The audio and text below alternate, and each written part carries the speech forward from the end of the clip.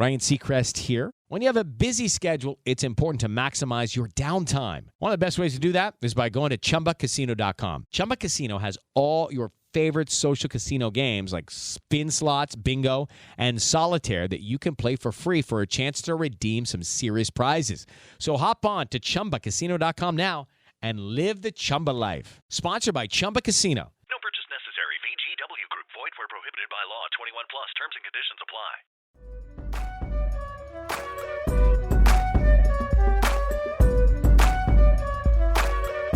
Wednesday, April 2nd, 2025. You are listening to the Daily Dose Sports Podcast, and I am your host, Clint Daly, coming to you from Mile High City here in Denver, Colorado, and we are back for another week of talking sports with a dose of common sense. Hey, happy Wednesday to you. Hope you had a good weekend. Hope your week is off to a strong start. I hope you, your family, your friends are all staying strong and healthy right now. And I especially hope that you didn't fall for any of those dumb April Fool's jokes yesterday. Yes, it is already April. And on April 1st, we know we're going to have some of those dummies on social media trying to lob out some fake trades that your favorite team made or something just completely stupid that when you hear it, you're like, there's no way that really happened. Oops. Sorry, Dallas Mavericks fan. That wasn't actually a shot at you. I didn't even think about that. You thought it was April Fool's back when, and then you found out that actually did take place. My bad on that. Man, that's just mean. And yes, we are back this week after taking a short break a week ago. Went out to California last week. Went out and saw some family. Hung out a little bit for spring break. And really just took a week and kind of did nothing but watch a lot of college hoop. And you know, it's funny because the NCAA tournament, which we will be discussing at length today, hey, this year, it has not been full of the Cinderella stories. It has not been full of the upsets that we have seen so many times. And I'll be very honest, there are times that I struggle with the game itself. The players play sloppy defense. They have horrible shot selection. Poor player and ball movement at times.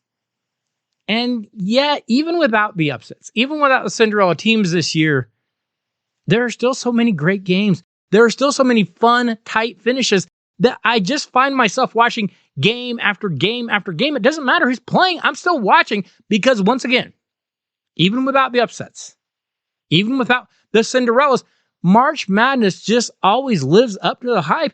And I know it's a little different this year, but it still lived up to the hype. Speaking of March Madness, our Daily Dose Sports Podcast bracket is now down to the final 3 games. And right now, I'm going to give you the current standings. No, I'm not going to read all of them. Just going to read the top 5 or so. Right now, KD 32359, whoever that is in first place. And whoever that is, crushed it. They're hitting like 94% of their picks. I have no idea who KD is, though. I'll be honest. If you know, let me know, because I don't know who that is. KD has Duke winning it all. Defending champion Billy O is in second place, just 10 points back from KD. Billy O also has Duke. 20 points back. We have a tie for third place. We have T. Farron, who has Florida winning the title. And then we've got Lulu, of course. She has Duke winning the title, as Lulu always does every year. But she's right there in the thick of it as well. And then Stroudy is another 20 points back. He is tied for fifth place, I should say, with someone who didn't bother to name their bracket. And it's just ESPN, blah, blah, blah, blah, blah. I don't know who that is.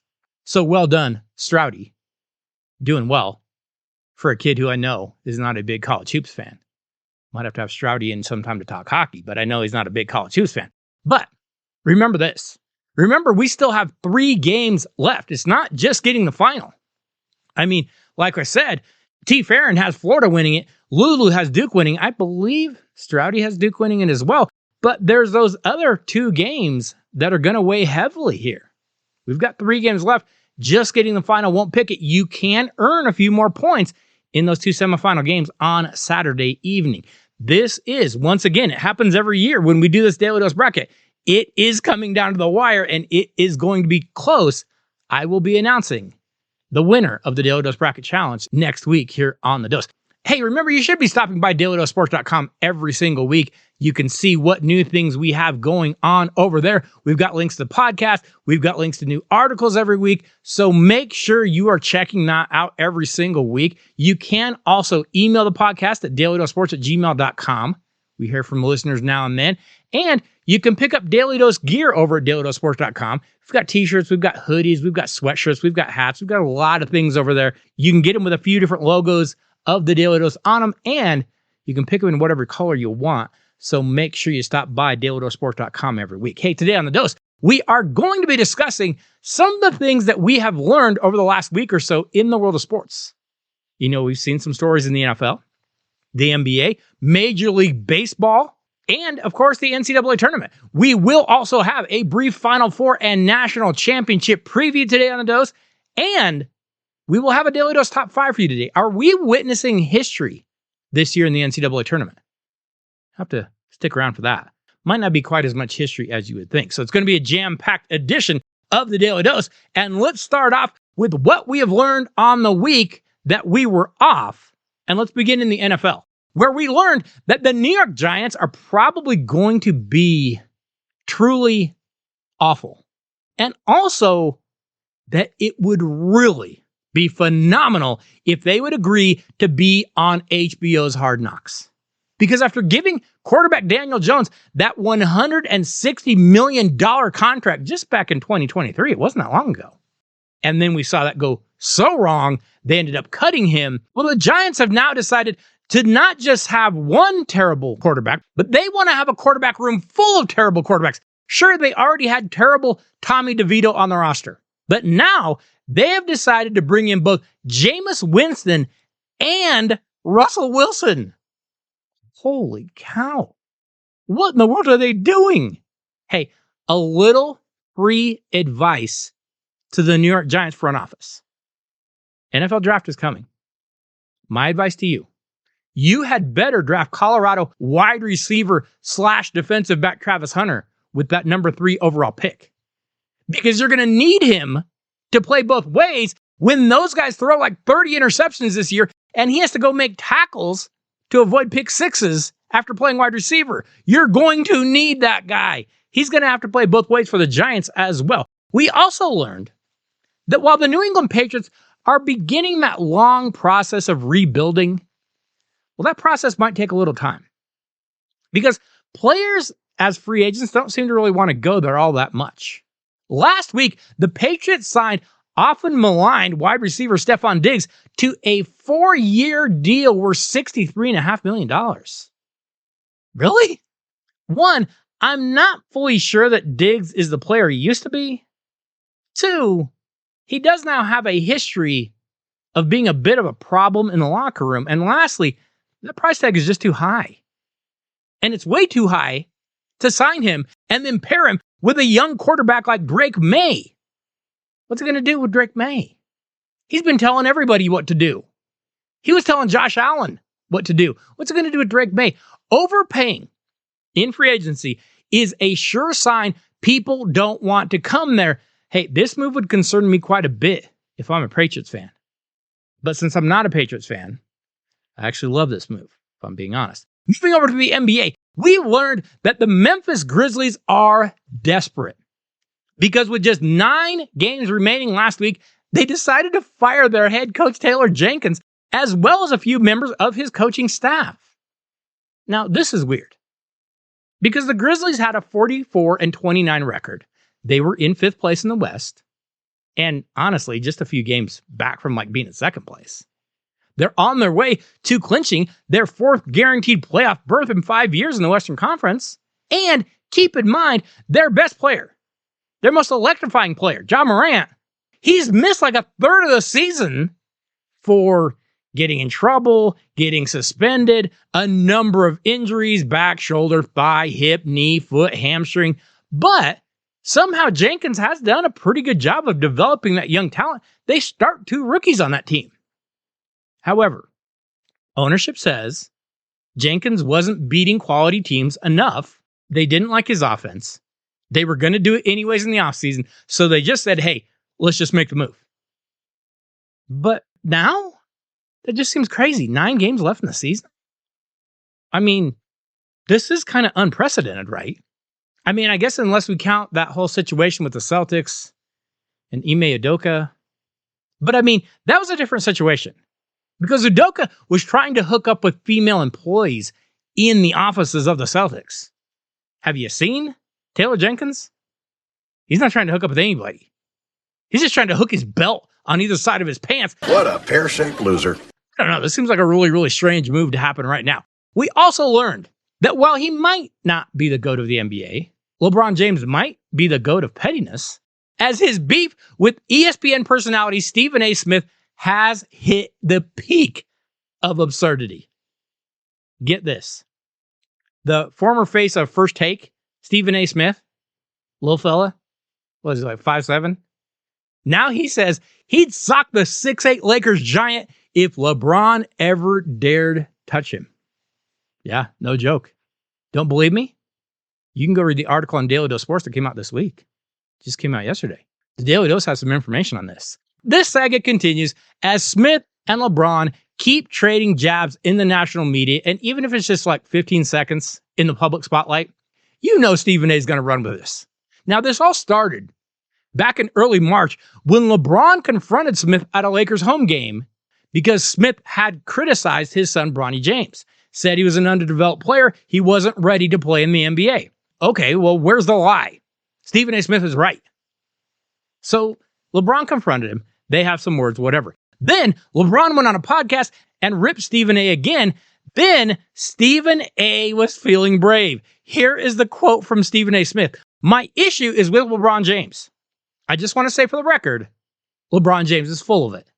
And in this particular instance, as it pertains to his son, he is a liar. And he went on national television and he lied again. But when he said what he had to say, I was in no position to give any kind of retort without making a scene.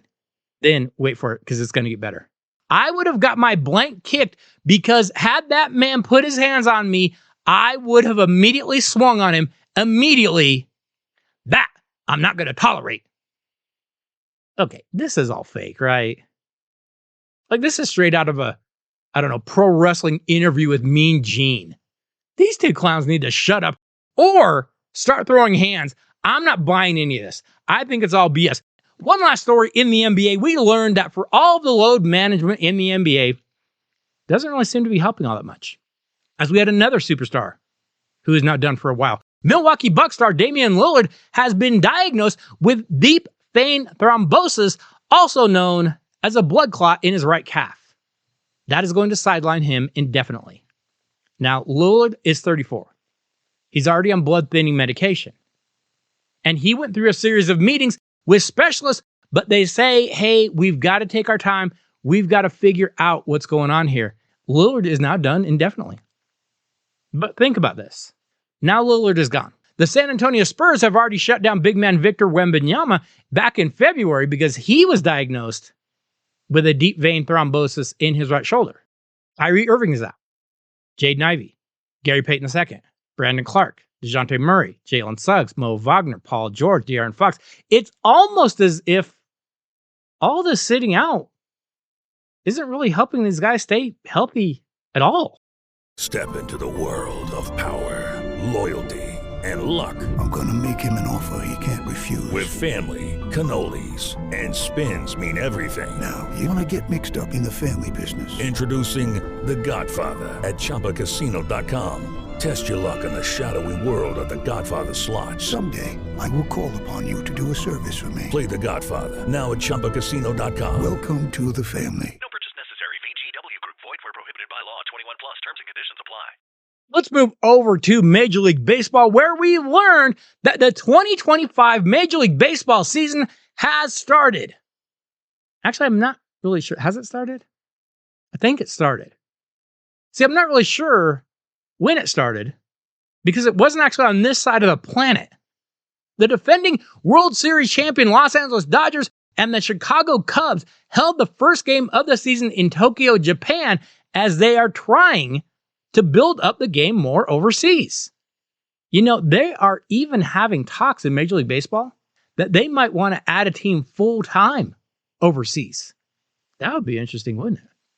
A team maybe in Japan, a team in Asia somewhere, maybe a team, down in South America somewhere. We know some of the players that have done there. And you know what? I've got an idea for this team overseas. You might not like it, but I've got an idea. Right now, on the Daily Dose, I would like to make an announcement.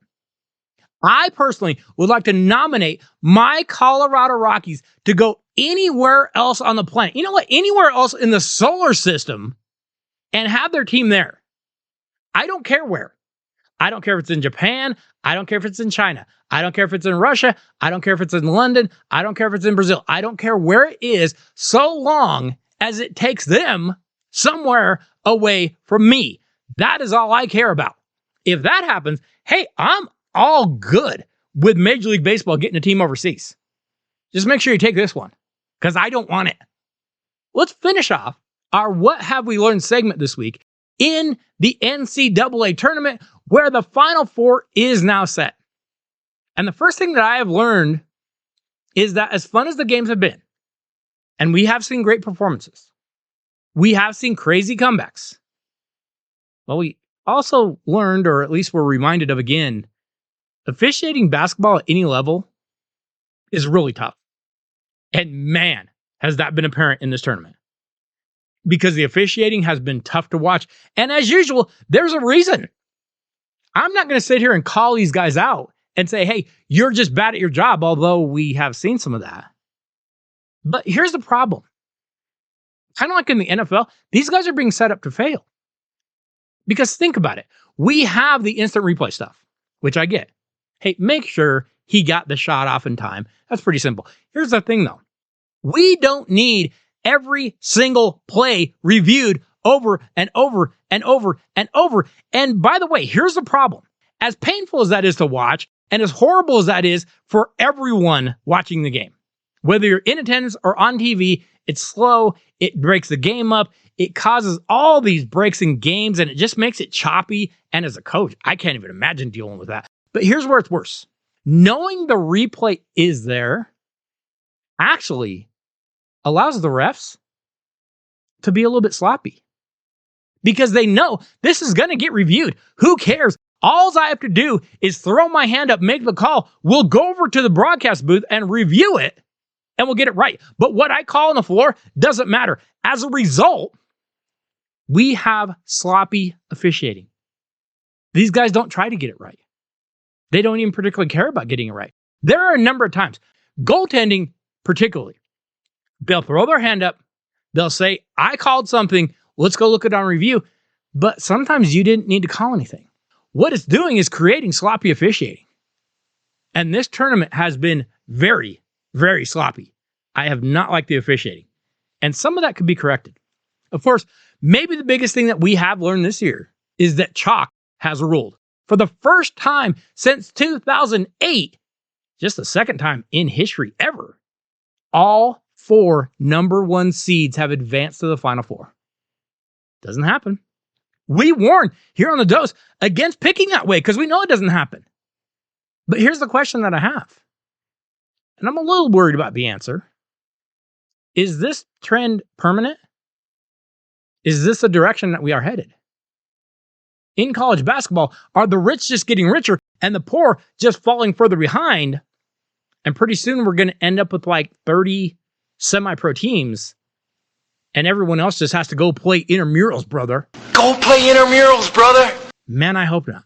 And I know, hey, it happened back in 2008. It happens again in 2025. That's not exactly a trend. But I'm hoping that's not where this is going. But unfortunately, my gut tells me it might be. Now, having said that, these 4 number 1 seeds we knew going in, they were very, very good. They have weaknesses, but they were very, very good. Maybe it's just 4 great teams this year. Maybe that's what it is. But I'm really worried that we might be seeing less and less Cinderella type teams, because what was giving those mid-majors advantages to come in and knock off the Blue Bloods was the fact that they were keeping players for 3 or 4 years. Well, now with that transfer portal, they go transfer to the Blue Blood program and the mid-majors don't have anyone left. That is my concern. And that would be a bummer if that happens, because I would miss that Cinderella aspect of the tournament. Having said that, the tournament has been good. We did also learn that the Southeastern Conference which got the most tournament bids of any conference in tournament history, well, yeah, they were pretty legit. It wasn't fake. Hey, the SEC got 14 teams selected to the big dance. Well, you knew some of them were going to bow out. Some of them were underdogs from the beginning. But the SEC had 7 of them make the Sweet 16. That's not bad. They had 4 make the Elite 8, and they now have 2 in the Final 4. Here's what's crazy. Those 2 play each other. So as good as the SEC has been this year, are they going to be able to hold up the trophy at the end? And if not, is it a letdown? It kind of feels like it might be a little bit of a letdown if the SEC doesn't actually win it all. Looking for excitement? Chumba Casino is here. Play anytime, play anywhere. Play on the train, play at the store, play at home, play when you're bored. Play today for your chance to win and get daily bonuses when you log in. So what are you waiting for? Don't delay. Chumba Casino is free to play. Experience social gameplay like never before. Go to Chumba Casino right now to play hundreds of games, including online slots, bingo, Slingo, and more. Live the Chumba life at ChumbaCasino.com. No purchase necessary. VGW Group. Void where prohibited by law. 21 plus. Terms and conditions apply. Okay, so let's take a very brief look at the Final Four teams and how they got to this point. The overall number 1 seed Auburn Tigers have advanced to the Final Four for the second time in school history, the last time being back in 2019. In the tournament so far, the Tigers have beaten Alabama State, Creighton, Michigan, and on Sunday, they held off a very scrappy Michigan State squad. The Tigers, of course, are led by big man Janai Broome, who actually had to leave the game on Sunday after hyperextending what looked like both his knee and his elbow at the same time. But I'll give Auburn this. They have depth. And don't forget, they have the best resume in regular season history ever with the teams they beat this year. They've got a combo of shooting and rebounding. It makes them very dangerous. Now, Broome did come back in the game against Michigan State, but I'm not sure how he's going to be going forward. I want to see how he's going to be on Saturday night in the Final Four. The number 2 overall seed of the tournament is the Duke Blue Devils, who have been absolutely dominant lately. Head coach John Shire has the Blue Devils playing so well right now. They blew out St. Mary's in the opening round. They dominated Baylor. They had to hold on a little bit against Arizona, and then they blew out Alabama on Saturday night. Now, Duke has won their 4 games in this tournament so far by an average of nearly 24 points per game. Now, one thing about Duke, this is the biggest team in the country. And you can see it on TV. They are massive. I thought maybe Alabama can hang around. Maybe they can score with them. Maybe they can shoot. Oh, no, they couldn't. Duke was too big. They forced Alabama to settle for contested shots over bigger guys. And here's the disturbing part for me. Cooper Flagg in that game against Alabama, he really wasn't that great. And they still rolled to a 20-point win. Hey, that's bad news for everyone else. Right now, the Duke Blue Devils look like the best team in the country. The third number 1 seed of the tournament was the Houston Cougars, and they have also been very impressive. The Cougars whooped Southern Illinois Edwardsville in the first round. Then they outlasted Gonzaga. They scraped past Purdue in the Sweet 16. By the way, that was a game with some atrocious officiating. But whatever. And then on Sunday, they faced the Tennessee Volunteers in the Elite Eight, and we knew the Houston Cougars can play tough physical defense. That's what they do under head coach Kelvin Sampson. That game against Tennessee on Sunday, oh, they took it to another level. They absolutely smothered Tennessee. They jumped on them early. They never let them get steady, and then they knocked them out by 19 in the end. This group is so tough defensively, and their offense is much better than it has ever been under Sampson in the past. I really like the way Houston is playing. The final number 1 seed is the Florida Gators, who are insanely talented, but they also maybe have been the shakiest of the number 1 seeds. Now, the Gators blew out Norfolk State in their opener. They had to come back and survive against UConn in the final seconds. And then they were a little bit better beating Maryland in the Sweet 16. But on Saturday, against Texas Tech, Florida was absolutely dead in the water. Texas Tech was shooting the lights out.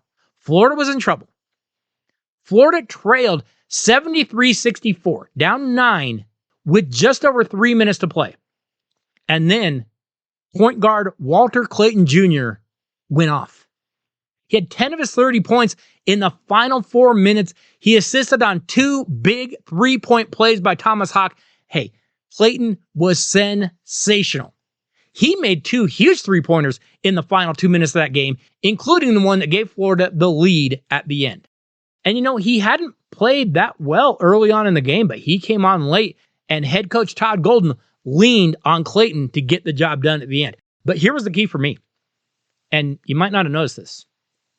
Did you notice how early Todd Golden began fouling Texas Tech?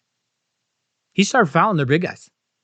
And then Tech choked at the free throw line. Now, as bad as that was, because now you're trading possessions and you're getting the ball back without them scoring because they couldn't get stops against Tech. Here was the worst part. You could feel Tech get tight. Hey, their final possession, they had a wide open 3 from one of their best players on top of the key. And what did he do? Clanked it. Why? Maybe because he had just clanked some free throws earlier. He's not a bad shooter. And yet, Florida going to that fouling early seemed like it might have kind of shook Texas Tech, and Florida survived. Okay, so now, in the Final Four on Saturday, we will have the Auburn Tigers facing those Florida Gators in a rematch of the SEC game that they played back in February that saw Florida beat Auburn at Auburn. That game honestly probably helps Auburn a little bit because they can look to counter what Florida did the first time. And they can make some adjustments. I expect Auburn to be a pain here. Here's my concern. Is Janai Broome really going to be healthy? If he's not, that's a problem. Because Florida is a pretty good rebounding team. Can Broome raise that right arm? And more importantly, if they shoot that thing up and numb it up, is he going to have any touch on the ball with that right arm? The key for Florida is, can they take care of the ball? They turn it over way too much. They are so sloppy with the basketball, and as good a rebounding team as they can be, they don't always really dedicate themselves to it. If they go out and take care of the ball, if they go out and rebound, I think they're going to be a headache for Auburn. I will take Florida in a very tight game. I don't feel super confident about it because the Gators do silly things, but I'll take Florida to beat Auburn. The second game will feature the 2 teams that right now have been the most impressive to me throughout this tournament, and that is the Houston Cougars and their defense facing the Duke Blue Devils and that offense. Hey, I really like what Houston is doing at both ends of the floor, honestly. And I can't wait to see how their defensive pressure is going to affect Duke, because Duke has not seen pressure like that before. Not this year. It's very different. Here's my concern. Duke has that size. And when you're trying to pressure guys that are bigger than you, if they can just look over that pressure and find an open man, yeah, they're going to attack you. That scares me a little bit. I think Duke is playing the best of anyone remaining. I will take Duke to advance past Houston. Which leads us to our final on Monday night, which I am predicting is going to be Florida versus Duke. And again, I just wish Florida was a little more responsible with the basketball. Those turnovers scare me. Because if you turn it over against Duke, they will make you pay for it. Now, having said that, I really like Walter Clayton Jr. I don't think he's going to go quietly. I just don't know that his supporting cast will be enough to help him beat the Blue Devils. I'm going to say John Shire gets his first national championship. Cooper Flagg will be the top pick of the NBA draft, and Duke will get their 6th championship in school history. But hey, I'd be happy to be wrong.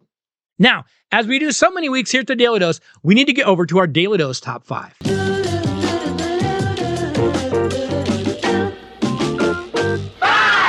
Like we just talked about, freshman phenom Cooper Flagg and the Duke Blue Devils have been highly impressive this season. Hey, they rolled to a 35-3 record this year and have now made it all the way to the Final Four, and Flagg has been phenomenal. He's currently averaging 19 points a game, 8 rebounds a game, and 5 assists per game. And if Duke does roll to the title, this 18-year-old kid that is supposed to actually still be in high school, he's going to be on a list of some of the greatest freshman seasons in NCAA history. But who else would be on that list? Today, our Daily Dose Top 5 is counting down the greatest freshman seasons in NCAA tournament history. But remember this one key. Freshmen were not allowed to play until the early 70s. Guys like Kareem and Wilt and Bill Walton, a lot of great players, they weren't allowed to play as a freshman. That would have been interesting to see if they had, but they didn't. Let's start off at number 5. And we go back to a guy that ended up being the greatest player in the history of basketball. But back in 1982, well, he was just known as Mike. He wasn't even the greatest player on his own team. That title on North Carolina went to James Worthy. And then second was maybe Sam Perkins. And then there was the kid named Mike. He was just a freshman, a very talented freshman. And that talent began to show itself more and more as the Tar Heels season progressed. After going 32-2, the Tar Heels were a number 1 seed. And while freshman Michael Jordan struggled a little bit in the first 2 games against James Madison and Alabama, he started to show flashes in the Elite Eight. He dropped 15 on Villanova. Then he scored 18 on Houston in the Final Four. But in the title game against Georgetown, Jordan really stepped up. He scored 16 points, including the game-winning jumper from the wing to give North Carolina the lead with just seconds left on the clock. Hey, Michael Jordan wasn't a star yet, but he was clearly on his way. He averaged 13 points a game in the NCAA tournament, and he delivered a title to head coach Dean Smith. Michael Jordan's freshman year comes in today at number 5. We arrive at number 4. And we go back to another freshman that really wasn't the star of their team, but he ended up playing a significant role, especially in that NCAA tournament. Because UCLA's 1995 national title would not have been possible without a hometown freshman by the name of Toby Bailey. He earned a spot on the all-tournament team as a result, and yes, he wasn't the greatest player on that team. Because UCLA had Ed O'Bannon and Charles O'Bannon. They had Tyus Edney. But in the postseason, Bailey was a pretty key contributor. In the Elite Eight against Connecticut, Bailey scored 26 and pulled down 9 rebounds. And then in the championship game against the Arkansas Razorbacks, once again, Bailey stepped up with 26 points and another 9 rebounds, and the Bruins won their first national championship since the 70s. But they wouldn't have won it without a freshman by the name of Toby Bailey, and he comes in today at number 4. We reach number 3 on our list of greatest freshman seasons in March Madness, and now we reach guys that weren't just like key contributors. They were actually the best players on their team as freshmen. After 8 straight solid seasons in the NCAA tournament, the Louisville Cardinals had missed the tournament completely in 1985. But head coach Denny Crum, he was putting together some talent. Billy Thompson and Milt Wagner were seniors. And then Crum pulled a big man from Savannah, Georgia, by the name of Purvis Ellison.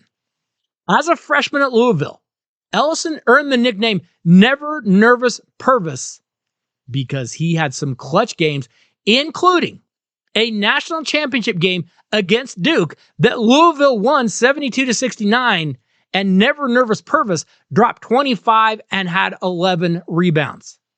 Overall in the tournament, he averaged 15.5 points a game, 10 rebounds a game, and 2 blocks a game. He led Louisville all the way to the championship. Purvis Ellison lands on our list today at number 3. So we are now at the number 2 greatest March Madness by a freshman. And again, we have a guy that arrived on campus in Lexington, Kentucky, and immediately became the guy. Because back in 2012, head coach John Calipari had a few solid upperclassmen, guys like Deron Lamb and Terrence Jones. But then he signed a big man named Anthony Davis, and AD immediately became the man. He paired him with another big freshman by the name of Michael Kidd-Gilchrist, and the Wildcats rolled to a 38-2 record, and Davis wasn't just a contributor.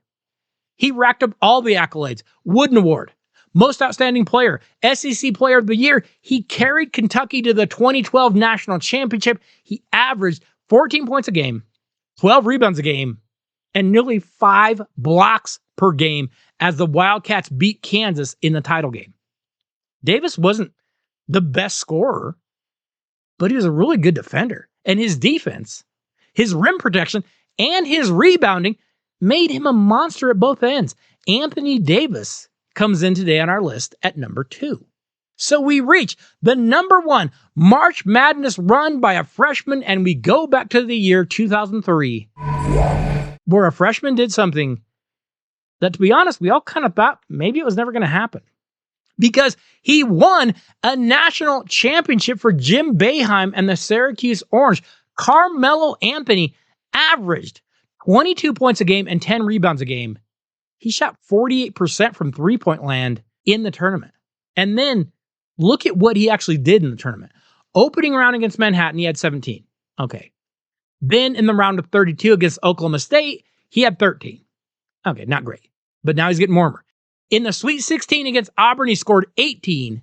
He dropped 20 on Oklahoma in the Elite Eight. He scored 33 against Texas in the Final Four, and then put up 20 and 10 against Nick Collison, Kirk Heinrich, Keith Langford, Wayne Simeon, and the Kansas Jayhawks in the national championship game, as Syracuse knocked off the Jayhawks and gave Boeheim his only title of his career. Now, the run that Cooper Flagg is on this season is incredible. But as you can see, he's got some pretty stout competition for the best freshman season ever. Also, I know there's currently a lot of talk about how Flagg's game will transition to the NBA, and I think his skills should be a nice fit. Plus, he's got that kind of attitude. Seems like he's just a kid that's going to work his butt off. But as you can see from this list, having one of the greatest freshman seasons ever doesn't guarantee NBA greatness. Our list of 5 today had a wide mix, from GOAT to cup of coffee in the league.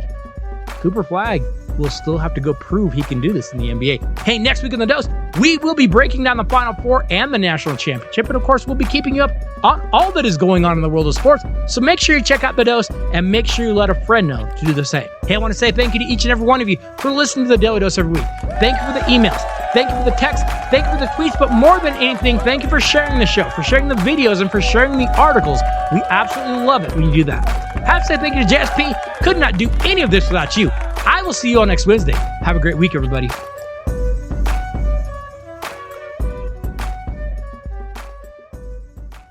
Go play intramurals, brother. Hey, it's Ryan Seacrest. Life comes at you fast, which is why it's important to find some time to relax. A little you time. Enter Chumba Casino. With no download required, you can jump on anytime, anywhere for the chance to redeem some serious prizes. So treat yourself with Chumba Casino and play over 100 online casino-style games, all for free. Go to ChumbaCasino.com to collect your free welcome bonus. Sponsored by Chumba Casino. No purchase necessary. VGW Group. Void where prohibited by law. 21 plus. Terms and conditions apply.